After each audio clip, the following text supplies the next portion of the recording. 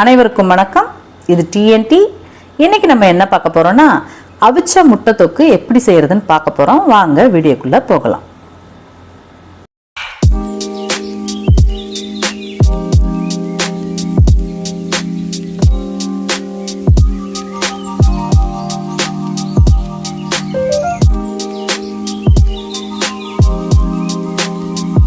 நான் இதுக்கு ஒரு கடாயில் தேவையான அளவுக்கு எண்ணெய் ஊற்றிக்கிட்டு அதில் கடுகு சேர்த்துருக்கேன். கடுகு கூடயே கொஞ்சமாக சீரகம் சேர்த்துருக்கேன்.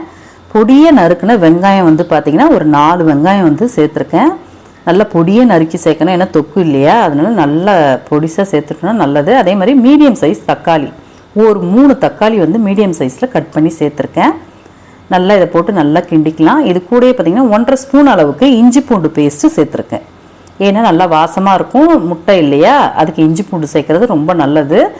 அதனால் அதையும் சேர்த்துருக்கேன். நல்லா இதெல்லாம் போட்டு நல்லா வதக்கிக்கலாம். ஒரு 2 இனுக்கு கருவேப்பிலை கொத்து சேர்த்துருக்கேன். அது கூடயே கொத்தமல்லி கொஞ்சமாக சேர்த்துருக்கேன். இதெல்லாம் போட்டு நல்லா வதக்கலாம். இந்த வெங்காயமும் தக்காளி நல்லா வதங்கிறதுக்காக கொஞ்சமாக நார்மலாக சேர்க்க வேண்டிய உப்பில் கொஞ்சமாக உப்பு சேர்த்துருக்கேன். வீட்டில் அரைச்ச குழம்பு மிளகாய் பொடி அது பார்த்திங்கன்னா ஒரு 2 ஸ்பூன் அளவுக்கு சேர்த்துருக்கேன். இதை எல்லாத்தையும் போட்டு நல்லா நம்ம மிக்ஸ் பண்ணலாம். இது நல்லா கொஞ்சம் வதங்கட்டும். வதங்கினதுக்கப்புறமா ஒரு 1/2 கிளாஸ் அளவுக்கு நான் தண்ணி சேர்த்துருக்கேன். அந்த தண்ணியோடு சேர்த்து அந்த மிளகாய் வடி போகிற அளவுக்கு நல்லா அது வதங்கட்டும். வதங்கிருச்சு. இப்போ எனக்கு கொஞ்சமாக உப்பு நான் கொஞ்சம் தான் போட்டேன். இப்போது மசாலாவுக்கு தேவையான இன்னும் கொஞ்சம் உப்பு சேர்த்துக்கிறேன். இதையும் போட்டு நல்லா கிண்டி விட்டுறலாம். நம்ம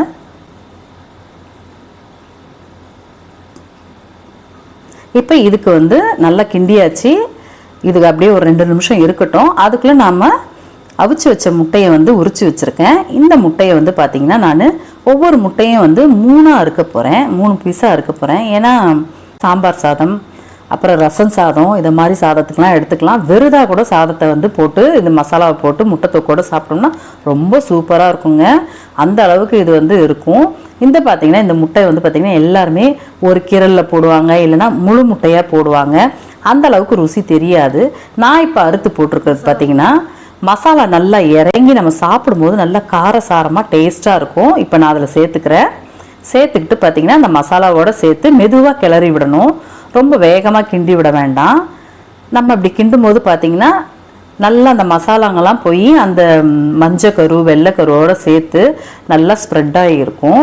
ஒரு 2 மினிட்ஸ் அப்படியே நம்ம விட்டுட்டோம்னா அந்த மசாலாலாம் ஓரளவுக்கு அதில் இறங்கியிருக்கும்.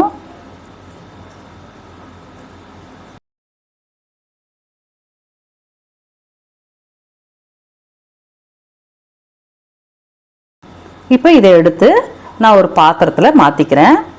இப்போ எடுத்து வச்சாச்சு, அவ்வளோதான், முடிஞ்சிருச்சு. இது பார்த்திங்கன்னா இந்த முட்டை தொக்கை நம்ம அந்த சாதங்க மட்டும் சாப்பிடணுன்னு அவசியம் இல்லை. லெமன் சாதம், புளி சாதம், தக்காளி சாதம் எல்லாத்துக்குமே இதை கூட்டிக்கலாம். ரொம்ப நல்லாயிருக்கும். உங்கள் வீட்லேயும் நீங்கள் இதை மாதிரி ட்ரை பண்ணி பாருங்கள். இந்த வீடியோ உங்களுக்கு பிடிச்சிருந்தா லைக் பண்ணுங்கள், ஷேர் பண்ணுங்கள், சப்ஸ்கிரைப் பண்ணுங்கள். மறக்காமல் அந்த பெல் ஐக்கான் பட்டனை தட்டி விட்டுங்க. Bye friends.